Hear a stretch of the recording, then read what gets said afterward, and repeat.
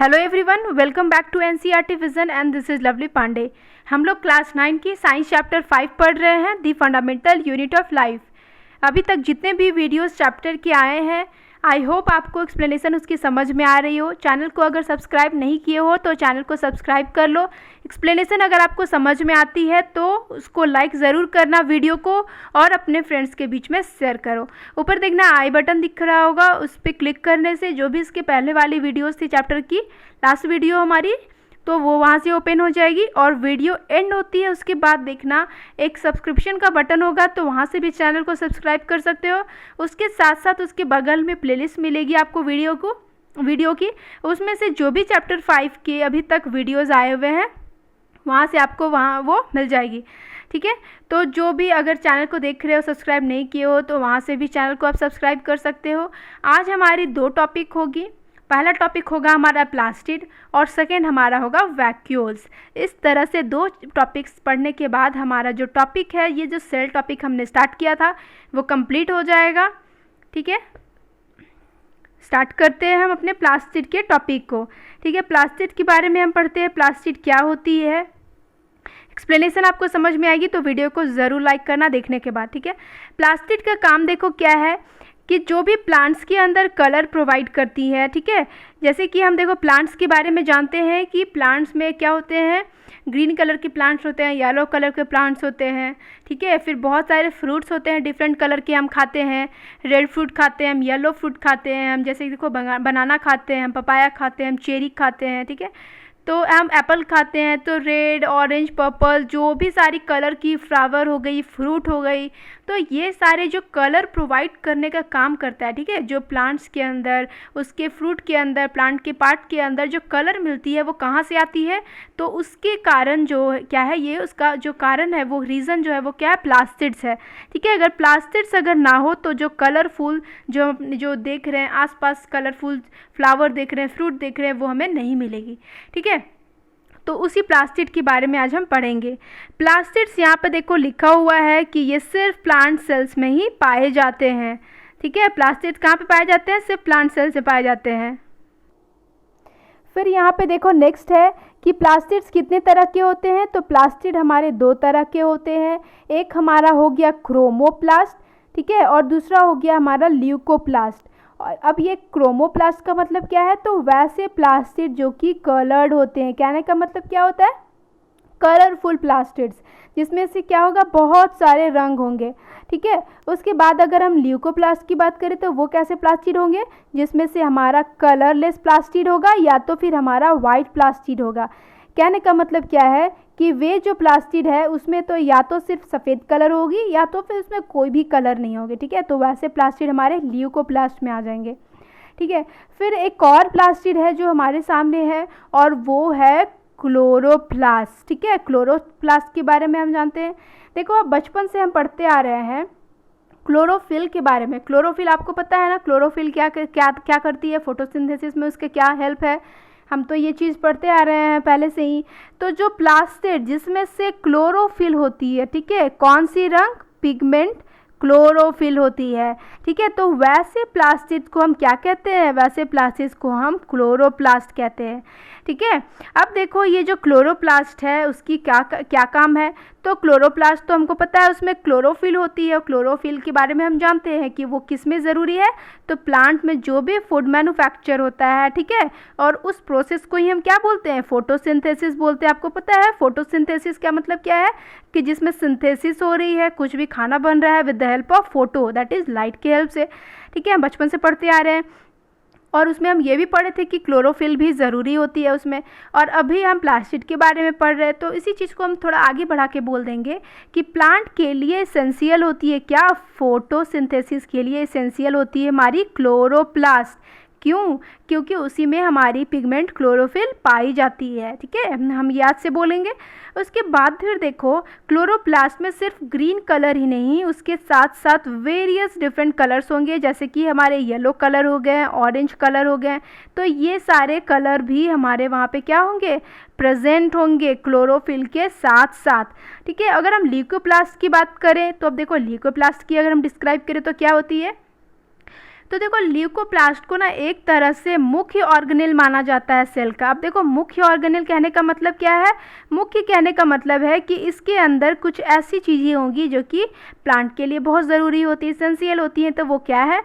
तो देखो जो स्टार्च हो गया प्लांट का, ठीक है, प्लांट के अंदर जो स्टार्च होती है, प्लांट के अंदर ऑयल होती है, प्लांट के अंदर प्रोटीन मॉलिक्यूल्स होते हैं, तो ये सारे क्या हो गया? प्लांट के लिए ज़रूरी होती है। ये क्या होती है? प्लांट्स के न्यूट्रिएंट्स हो गए, ठीक है।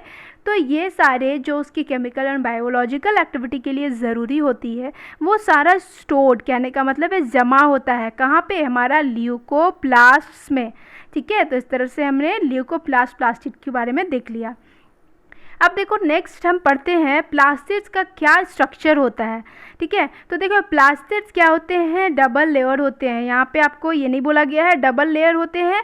जैसे कि हमने माइटोकॉन्ड्रिया के बारे में पढ़ा था, प्लास्टिड भी क्या होते हैं? डबल लेयर होते हैं, ठीक है। अब यहाँ पे देखो डबल लेयर के साथ साथ जो प्लास्टिड होती है उसमें बहुत सारी इंटरनल ऑर्गेनाइजेशन होती है, एक अरेंजमेंट होती है प्लास्टिड्स जो होते हैं उसमें किस तरह की? तो न्यूमरस मेम्ब्रेन लेयर होते हैं, बहुत सारे कवर लेयर होते हैं जो कि एक स्ट्रोमा नाम के मटेरियल में लोकेटेड होते हैं। एम्बेडेड कहने का मतलब क्या होता है? उसके अंदर ये लोकेटेड होती है, लोकेटेड इनसाइड, उसके अंदर इसका लोकेशन होता है, ये छिपा हुआ रहता है, ठीक है। किसमें? स्ट्रोमा में। बहुत सारा अरेंजमेंट हो गया हमारा मेम्ब्रेन लेयर्स का, ठीक है, कवर लेयर्स का, प्लास्टिड्स का, ठीक है। तो ये हमने पढ़ लिया। फिर यहाँ पे देखो अभी हमने पढ़ा था कि प्लास्टिड में क्या होती है? 2 लेयर होती है। और ये जो पहली वाली जो लेयर होती है ना, इसकी ये वाली जो लेयर होती है उसमें क्या होती है? प्रोटीन होती है, ठीक है। यहाँ पे देखना प्रोटीन होती है। और जो माइटोकॉन्ड्रिया हमने पढ़ा था उसमें भी देखा था कि 2 लेयर होती है। तो ये जो पहली वाली जो इसकी लेयर होती है आउटर, इसमें भी क्या होती है? प्रोटीन होती है, ठीक है, प्रोटीन होती है। तो देखो ये वाली जो एक्सटर्नल इन लोग की जो बाउंड्री हो गई बाहर वाली, वो हम बोल सकते हैं कि ये दोनों की क्या है? सिमिलर है। कि एक तो डबल लेयर है दोनों, और जो बाहर वाला है वो दोनों में प्रोटीन है, ठीक है। इंटरनल लेयर की हम बात नहीं कर रहे हैं, ठीक है। तो ये हम बोल सकते हैं कि प्लास्टिड का जो स्ट्रक्चर है वो सिमिलर है माइटोकॉन्ड्रिया के इन एक्सटर्नल स्ट्रक्चर में। अब ये एक्सटर्नल स्ट्रक्चर कैसे सिमिलर है ये भी हमने अच्छे से इसके बारे में पढ़ लिया, ठीक है, कि ये स्ट्रक्चर आखिर कैसे सिमिलर है। फिर यहाँ पे देखो, यहाँ पे आपको बोला जा रहा है कि माइटोकॉन्ड्रिया के साथ साथ प्लास्टिड में भी खुद की डीएनए होती है और खुद की राइबोसोम होती है, ठीक है। हमने माइटोकॉन्ड्रिया के बारे में पढ़ा था कि उसमें अपनी डीएनए होती है, अपने राइबोसोम होती है। लेकिन यहाँ पे देखो प्लास्टिड्स में भी खुद की डीएनए और खुद की राइबोसोम्स होती है। अभी हमने प्रोटीन के बारे में पढ़ा था ना, तो वो जो प्रोटीन है कहने का मतलब क्या है? राइबोसोम है, क्योंकि राइबोसोम से ही प्रोटीन आ रही है हमारी। तो प्लास्टिड यहाँ पे हमारे 2 सेल ऑर्गेनेल्स पाए जाते हैं सेल के अंदर, जिनके पास खुद की अपनी डीएनए होती है, खुद की अपनी प्रोटीन होती है, दैट इज़ राइबोसोम होती है। और वो 2 सेल ऑर्गेनेल्स हमारे क्या क्या है? एक हमारा माइटोकॉन्ड्रिया है और एक हमारा प्लास्टिड है, जिसके बारे में अभी हमने पढ़ा है, ठीक है। इस तरह से हमने प्लास्टिड को पढ़ लिया। अब हम पढ़ेंगे अपने वैक्यूल्स के बारे में कि वैक्यूल्स क्या होते हैं। देखो जो वैक्यूल्स हो गए वो एक स्टोरेज सैक माने जाते हैं, दैट इज़ क्या है? स्टोर करने का एक ऑर्गन है, ठीक है। सेल के अंदर हम ऐसे बोल सकते हैं। किस तरह का स्टोरेज करेगा वो? या तो फिर ठोस चीज़ या तो फिर द्रव्य चीज़, that is solid and liquid चीज़ों को, कंटेंट्स को स्टोर करने की वो क्या करती है? काम करती है, ठीक है। तो इसलिए क्या है? सैक लाइक स्ट्रक्चर है वैक्यूल्स, ठीक है। अगर हम प्लांट सेल की बात करें और एनिमल सेल की बात करें तो वैक्यूल में क्या डिफरेंस होगा? तो देखो जैसे कि हमने पढ़ा है, जब हम एक फिगर में लोकेट कर रहे थे प्लांट सेल और एनिमल सेल में, उसके ऑर्गेनल्स के बारे में, पार्ट्स के बारे में पढ़ रहे थे, तो वहाँ पे आपने देखा होगा कि एनिमल सेल में वैक्यूल्स नहीं दिखाया था, ठीक है। और प्लांट सेल में हमने देखा था वैक्यूल्स दिखाया तो था, लेकिन उसका लोकेशन उसमें नहीं दिया था, ठीक है। बट ये चीज़ ज़रूर दिखाया था डायग्राम में, ठीक है। तो ऐसा इसलिए ना, क्योंकि जो एनिमल सेल होते हैं उनमें वैक्यूल्स बहुत स्मॉल साइज़ की होती है, ठीक है, स्मॉल साइज़ के होते हैं। लेकिन अगर हम प्लांट सेल की बात करें तो उसमें वेरी लार्ज वैक्यूल्स होते हैं, बहुत ही बड़े बड़े वैक्यूल्स होते हैं, ठीक है। और ऐसे वैक्यूल होते हैं कि कभी कभी तो वो पूरे प्लांट को ही क्या करते हैं? कवर कर लेते हैं। 90% प्लांट को कवर कर लेते हैं, प्लांट के सेल को कवर करते हैं, ठीक है। सेल की हम बात कर रहे हैं, सेल के ऑर्गेनाइजेशन को ना पढ़ रहे हैं हम, ठीक है। तो क्या होती है? या तो वो सेल के हाफ पार्ट को कवर कर लेगी, ठीक है, या तो वो सेल के हाफ पार्ट को कवर कर लेगी, या तो फिर वो पूरा लगभग अप्रॉक्स पूरे सेल के ही वॉल्यूम को क्या कर लेती है? कवर कर लेती है। क्यों? क्योंकि उनका जो साइज है वो क्या है, या तो 50 या तो फिर 90% ऑफ दिस सेल वॉल्यूम। कहने का मतलब क्या है, सेल के अंदर जो भी स्पेस है, ठीक है, सेल के अंदर जो भी स्पेस है उसको वो क्या करती है, वो पूरा कवर कर लेती है, या तो आधा या तो फिर पूरा 90%। ये हमने पढ़ लिया। अब ये जो वैक्यूल्स है इसका काम क्या है, तो स्टोरेज तो हमने पढ़ लिया है, ठीक है। जो वैक्यूल्स होती है, प्लांट सेल की बात कर रहे हैं अभी हम, तो उसकी जो वैक्यूल होती है उसमें सेल सैप भरी होती है। कहने का मतलब क्या है, सेल के अंदर जो भी लिक्विड होती है, सैप होती है, ठीक है, वो भरी हुई होती है। अब यहाँ पे देखो, इसके अंदर जो लिक्विड भरी होती है, इसी के कारण ये जो है सेल को टर्जिडिटी प्रोवाइड करता है एंड रिजिडिटी प्रोवाइड करता है। कहने का मतलब क्या है, टर्जिडिटी कहने का मतलब है कि जो सेल है वो फूला हुआ होता है, ठीक है, टर्जिड होता है। और रिजिडिटी कहने का मतलब क्या है, जो सेल है वो क्या होता है, कठोर होता है, हार्ड होता है। तो ये जो इसके अंदर सेल सैप भरी होती है, इसी के कारण जो सेल है वो टर्जिड हो जाता है एंड रिजिड होता है। अब इसे हम कैसे समझेंगे, देखो एग्जांपल हम लेते हैं बलून की, ठीक है। बलून में अगर हम एयर डालें, ठीक है, ये हमारा बलून है, इसमें हम एयर डालें, तो एयर डालने पे देखना, अगर इसमें इसकी जो कैपेसिटी है उससे अगर हम कम बलून डालते हैं, एयर डालते हैं, तो उसके अगर आप ऊपर से अगर प्रेस करना चाहो तो देखो यहाँ पे क्या है, हल्का सा प्रेस हो जाएगा, ठीक है, एक डीप स्ट्रक्चर बन जाएगा, वो प्रेस हो जाएगा अगर हम अपनी फिंगर को लगाएं, ठीक है। और अगर हम ऊपर से अगर टच करना चाहें तो ये थोड़ी सॉफ्ट फील होगी हमें, ठीक है।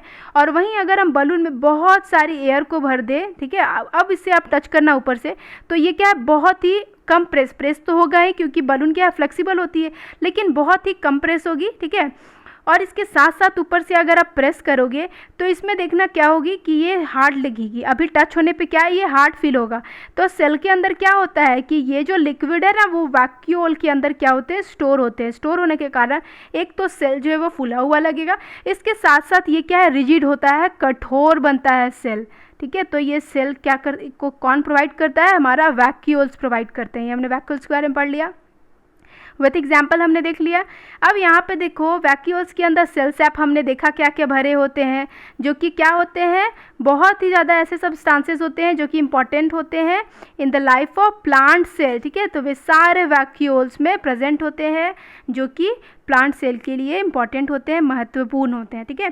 तो उनमें से कुछ एग्जांपल हम ले लेते हैं, कौन कौन है, तो वो हमारे एमिनो एसिड्स हो गए, हमारे शुगर हो गया, शुगर मॉलिक्यूल हो गया, बहुत सारा ऑर्गेनिक एसिड हो गया और कुछ प्रोटीन हो गया, ठीक है। तो ये सारे मटेरियल्स हैं जो कि वैक्यूल्स अपने अंदर क्या किए रहता है, स्टोर किए रहता है, ठीक है। वैक्यूल्स के बारे में हम पढ़ लिए। अब यहाँ पे देखो बोल रहा है कि सिंगल सेल्ड ऑर्गेनिज्म, कहने का मतलब वैसे ऑर्गेनिज्म जो क्या है, एक सेल से बनी होती है, ठीक है, वन सेल से बनी होती है। जैसे हमने पढ़ा था चैप्टर में, जैसे कि हमारी अमीबा हो गई, तो वो क्या करती है, जो फूड वैक्यूल होती है वो कंटेन करती है food items that the amoeba has consumed. कहने का मतलब बोल रहा है कि अगर हम एनिमल की बात करें, अभी हमने प्लांट में जो वैक्यूल्स हो गए हैं वो क्या करते हैं वो हमने देख लिया। अगर हम एनिमल की बात करें, जैसे कि अगर हम अमीबा की एग्जांपल ले लें, तो जो भी अमीबा खाने को क्या करती है, कंज्यूम करती है, ठीक है, खाने को अपने अंदर लेती है, वो क्या करती है, उस सभी खाने को वैक्यूल के अंदर क्या करती है, स्टोर कर लेती है, ठीक है। ये क्या करते हैं, उसका जो फूड होता है वो वैक्यूल के अंदर ही रहता है, ठीक है। अमीबा की बात कर रहे हैं। और कुछ यूनिसेल्यूलर ऑर्गेनिजम्स जो के बारे में आपको बता रहा है, सिंगल सेल ऑर्गेनिज्म के बारे में। Specialized vacuoles also play important roles in expelling excess water and some waste from the cell। कहने का बात कर रहा है, कहने का यहाँ पे बोल रहा है आपको कि कुछ स्पेशल जो हमारे यूनिसेलुलर ऑर्गेनिज्म हो गया, कुछ ऐसे ऑर्गेनिज्म होंगे जिसके अंदर क्या होती है, कोई मुख्य वैक्यूल्स होते हैं, जो वैक्यूल्स होते हैं बहुत ज़्यादा मॉडिफाई होते हैं इस तरह से कि उनके अंदर अगर कुछ वाटर हो गई, ठीक है, एक्सेस वाटर, अगर उनके अंदर बहुत ही ज़्यादा वाटर हो गया है, ठीक है, जो उनके लिए एसेंशियल नहीं है, हार्मफुल है, ठीक है, या फिर कुछ उनके अंदर वेस्ट, ठीक है, ऐसी जो फूड मटेरियल जो उनके अंदर क्या हो गया, वेस्ट बन गई है, अभी बर्बाद हो गई, ठीक है, तो वो सारी चीज़ों को एक्सपेल करने का काम, कहने का मतलब क्या, बाहर निकालने का काम, एक्सक्रीट करने का काम, ठीक है, वो कौन करता है, हमारा वैक्यूल करता है उनमें। इस तरह से हमने वैक्यूल को पढ़ लिया, प्लास्टिड को पढ़ लिया, वैक्यूल इन प्लांट पढ़ लिया, साइज पढ़ लिया प्लांट एनिमल में, कुछ हमने यहाँ पे ऑर्गेनिज्म हो गए हमारे, उसके एग्जांपल देख लिया। इस तरह से हमारा चैप्टर कंप्लीट होता है, ठीक है, यहाँ पे चैप्टर कंप्लीट होता है। अच्छा, यहाँ पे एक ये 2 पॉइंट है, इसे भी देख लेते हैं। यहाँ पे देखो, each cell thus acquires its structure and ability to function because of the organisation of its membrane and organelles in specific ways. इतना जो हमने चैप्टर पढ़ा, उसके टॉपिक्स पढ़े, तो इस तरह से अब हम बोल सकते हैं कि जो सेल होती है उसके अंदर जो स्ट्रक्चर होता है, उसका जो बनावट होता है और उसमें जो भी फंक्शन होती है, तो वो सारी कहाँ से आती है, इतने जो हमने पढ़े हैं उसके अंदर जो ऑर्गेनाइजेशन होती है मेम्ब्रेन का, ऑर्गेनल्स का, इन्हीं सब के कारण वो इसकी ऐसी स्ट्रक्चर और इतने वो फंक्शन को दिखा पाती है। ठीक है, इतने प्रोसेसेस उसके अंदर होते हैं। ठीक है, अगर हम बात करें जो सेल होती है, इस तरह से हम बोल सकते हैं, उसमें क्या होती है, एक स्ट्रक्चर होती है, एक स्ट्रक्चरल ऑर्गेनाइजेशन होती है। ठीक है, एक बेसिक स्ट्रक्चरल ऑर्गेनाइजेशन होती है। कहने का क्या बोल रहा है, बेसिक कहने का मतलब, क्योंकि देखो सेल होती है तो बहुत सारे सेल बनेंगे तभी हमारे क्या बनते हैं, टिश्यू होते हैं। फिर से वही बात आ जाएगी, टिश्यू से body, body part, organ, system, ठीक है, उसके बाद बॉडी बनती है। तो इसलिए आपको बोल रहा है कि बेसिक स्ट्रक्चरल ऑर्गेनाइजेशन सेल के अंदर इस तरह से होती है हमारी। ये क्या करते हैं, सेल को मदद करते हैं, किसमें किसमें, तो सेल के अंदर रेस्पिरेशन होगा। ठीक है, फिर उसके अंदर क्या होता है, उसे भी न्यूट्रिशन चाहिए, वेस्ट मटेरियल को बाहर निकालना है, नए प्रोटीन्स बनाने हैं। तो ये सारी जो काम है इसी स्ट्रक्चरल ऑर्गेनाइजेशन के कारण क्या होती है, पॉसिबल हो पाती है। ठीक है, ये हमने पढ़ लिया।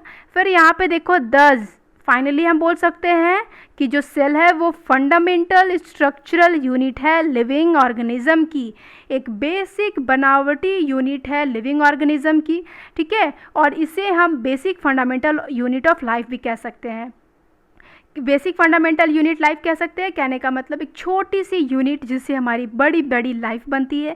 कहने का मतलब है बड़े बड़े ऑर्गेनिज्म बनेंगे, प्लांट्स बनेगी। ठीक है, तो ये सारे हम बोल सकते हैं कि एक बेसिक फंडामेंटल यूनिट है लाइफ के। इस तरह से देखो हमारा चैप्टर कंप्लीट होता है, हमने चैप्टर को कवर कर लिया है आज फाइनली जाके। एक्सप्लेनेशन आपको समझ में आई हो वीडियो की तो ज़रूर लाइक करना, चैनल को सब्सक्राइब करना, अपने फ्रेंड्स के बीच में शेयर करना। Take care, study with NCERT vision by Lovely Pandey. Bye bye.